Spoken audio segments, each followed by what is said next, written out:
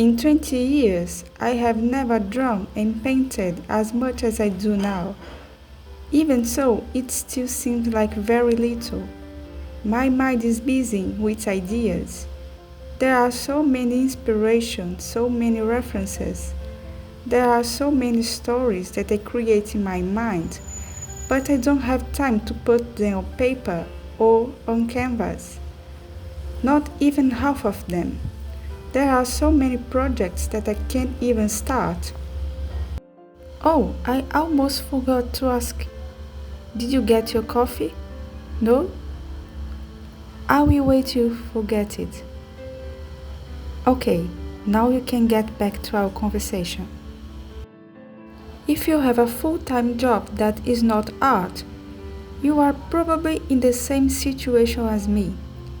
In addition to work, I have night classes 3 times a week, which leaves me with 2 nights a week and the weekends to practice and improve my art.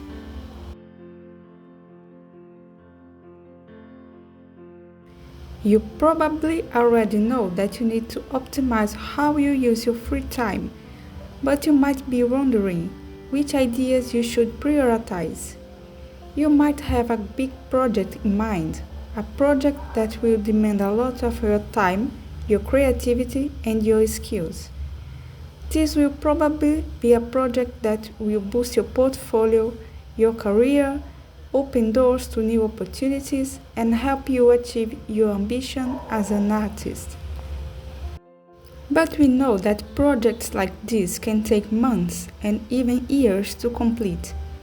So, in the meantime, are you not going to update your portfolio? Are you not going to post anything on your social media? I found myself in this situation quite recently, in fact. It was a project I started last year and is just beginning. The solution I found was to balance this big project with other smaller projects. Projects that will achieve short-term goals.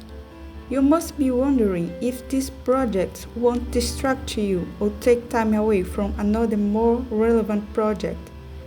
But the point is that these projects are what will keep you motivated and refreshed in relationship to the market and even yourself.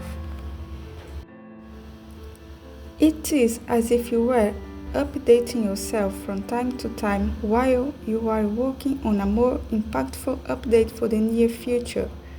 Think of it as a game where you overcome small challenges and earning points while you get stronger to get a reward from the game, which is difficult and has a lot of obstacles. But in the end, it will give you a really big score, the one that makes you level up.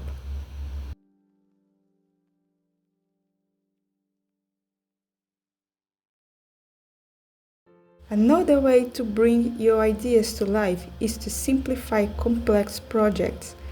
In addition to being able to fit them into your routine, you can also use this experience as a test for something that will demand more investment of time, money, and maybe even emotional.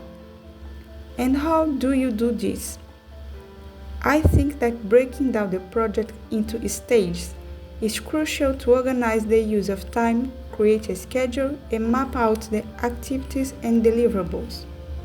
Just imagine that you are creating a Gothic comic for the first time, and you estimate that it will take around 15 months to complete everything: writing, illustration, layout, etc. One way for you to try creating a Gothic comic would be to create a mini comic, either a digital version to publish on social media or a printed zine version. In addition to being able to experience the creative process in a more practical and quick way, you will also be able to test the audience and experience the creative process. I have also used this logic of simplification in some illustrations. If I have an illustration idea that is complex or that requires skills that I am yet to develop, I bet on a version with simpler techniques and thus gain time to calmly develop that really good idea. Okay, so how do I balance out these projects?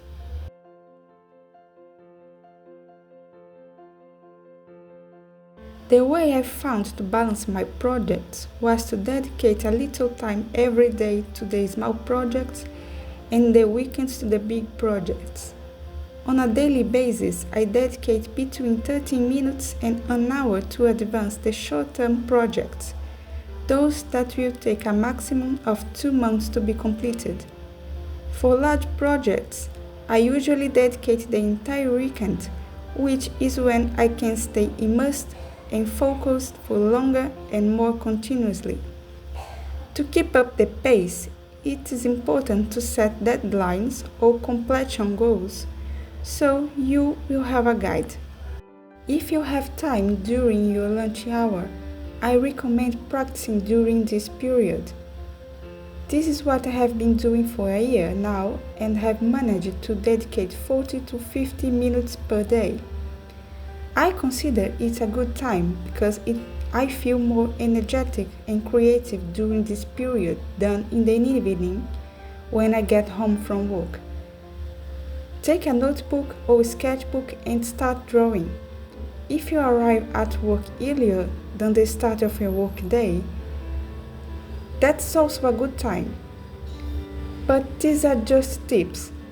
You are the one who knows better than anyone what is the best time to practice. And don't forget the most important thing. The time to practice is a time for you to disconnect from the outside world, to relax, to recharge your batteries. If you make it an obligation, you will end up getting even more exhausted, and the probability of giving up is very high. And that's not what we want, right? Be kind to yourself, okay?